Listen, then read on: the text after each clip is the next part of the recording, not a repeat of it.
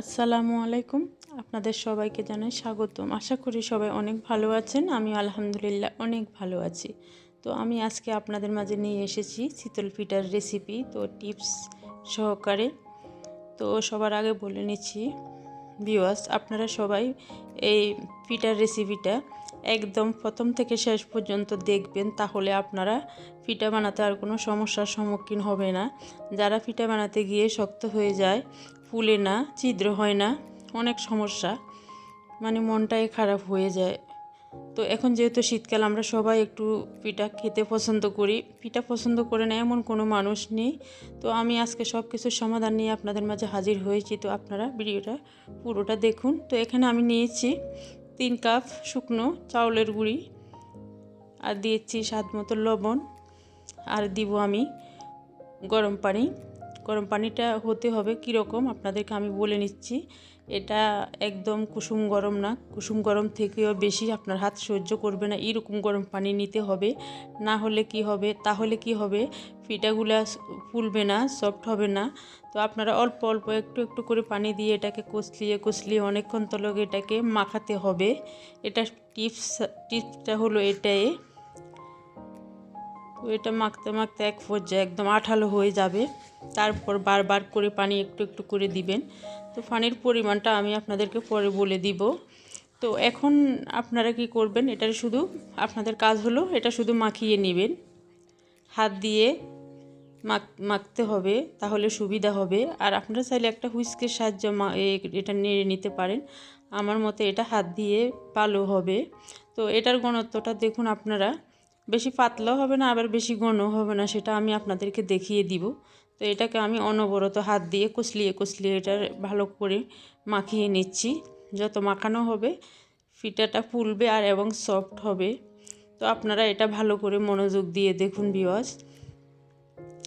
তো এটা, আর যদি আপনারা ভেজা চাউলের গুঁড়ো দিয়ে বানান, সেক্ষেত্রে পানিটা কুসুম কুসুম গরম দিলেও হবে, পানির পরিমাণটা অনেক কম লাগবে। তো এখন আমি একটা চামচ দিয়ে ভালো করে নেড়ে চেড়ে আপনাদেরকে দেখিয়ে দিলাম। তো এখন আমি এখানে একটা ডিম দিচ্ছি।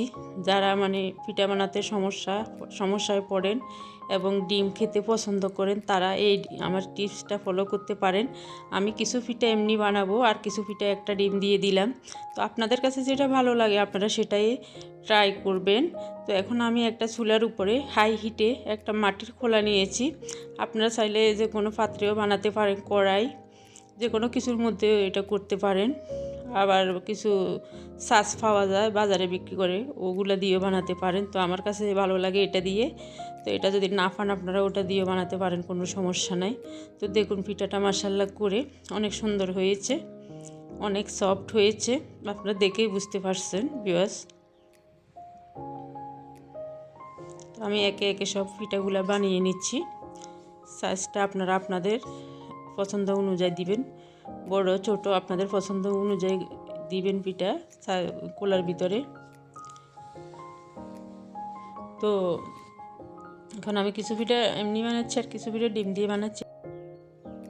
তো আমি সব পিঠা বানিয়ে নিচ্ছি। তো আরেকটা কথা বলতে চাই, আপনারা যারা এখনও আমার চ্যানেলটাকে সাবস্ক্রাইব করেন নাই, প্লিজ সাবস্ক্রাইব করে দিবেন। তো আমি নতুন কোনো ভিডিও আপলোড দিলে সেটার নোটিফিকেশান তাড়াতাড়ি আপনার কাছে পৌঁছে যাবে। তো আপনারা নিত্য নতুন ভিডিওগুলো দেখতে পারবেন। তো এখন পিঠা বানানি শেষ হয়ে গিয়েছে। তো আমি আপনাদেরকে একটা ভেঙে দেখাবো পিঠাগুলো কেমন হয়েছে। তো আমার এখানে প্রায় 12টার মতো পিঠা হয়েছে। ছোট করলে হয়তো আরও বেশি হতো, তো আমি বড় করেই বানিয়েছি। তো একটা পিঠা আমি আপনাদেরকে ভেঙে দেখাচ্ছি পিঠাটা ভিতরটা কেমন হয়েছে। তো আপনারা দেখলে বুঝতে পারবেন ভিউয়ার্স। আপনারা দেখুন পিঠাগুলো মাশাআল্লাহ করে অনেক ফুলকো ফুলকো হয়েছে, সফট হয়েছে। আপনারা চাইলে এটা যে কোনো কিছুর সাথে চাপ করতে পারেন, খেজুরের রস অথবা মাংস, যেটা দিয়ে খান না কেন অনেক ভালো লাগে, ভর্তা। তো দেখুন অনেক সফট হয়েছে ভিতরটা, দেখুন অনেক ফুলেছে,